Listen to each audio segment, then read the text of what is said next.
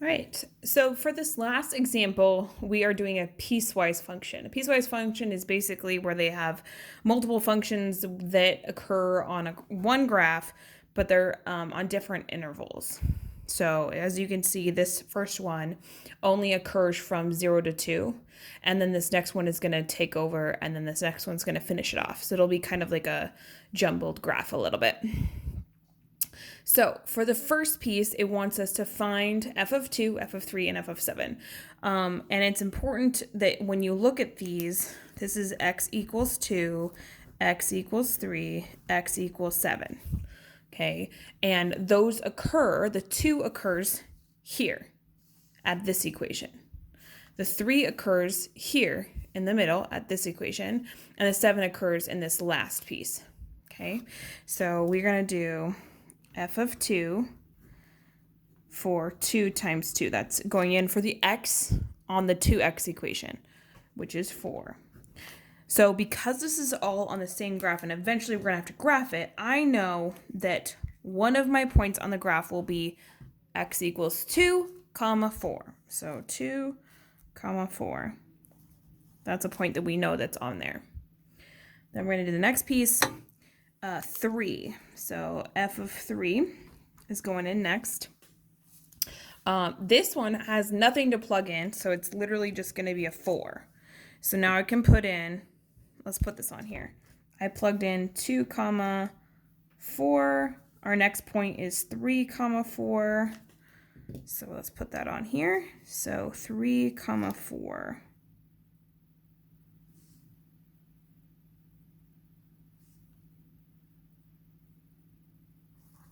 Like so. Okay, sorry, I had to think about something for a minute. And then our last piece, we have f of 7, and it's going to go into this last one. We have 1/2 7 plus 2. Ooh, it's going to be a fraction, but that's okay.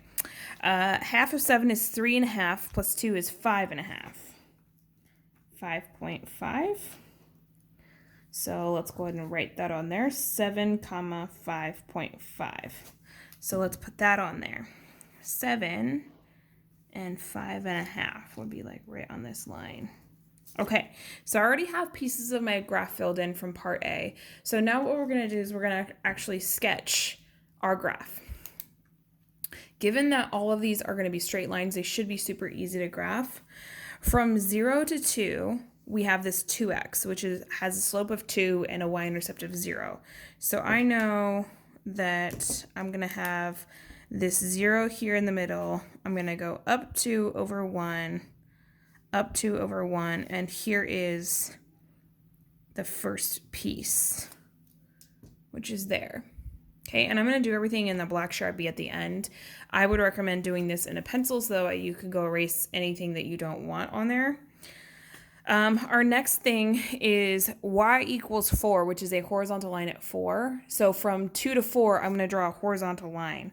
So 2 to 4 goes from 2 to 4 going across. Okay.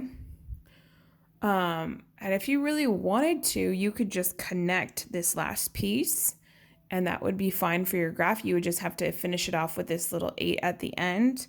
So I think that's what we're going to do. Another thing that you could do is draw all these graphs separately on here. So you could draw this 4 that technically goes all the way across. You could draw this 2x that goes all the way like this. You could draw this 1/2 x plus 2. Oops, that would go kind of like this, but it would look kind of messy into the very end. And I would recommend maybe using a couple different colors. But I do know that this is the part that I want for the first piece. This part is the second piece. And that part is part of our last piece. So I would just have to kind of make it go a little bit further. I think it goes to 6, I think. But we can go ahead and plug in a number just to be sure because it's our last number here. So 1/2 of 8 plus 2, make sure we finish it off, which is the 6. So it would be 8, 6 would be our very end last point, which isn't too bad. And there is our piecewise graph. We have our first chunk, second chunk, third chunk, and then we are good to go.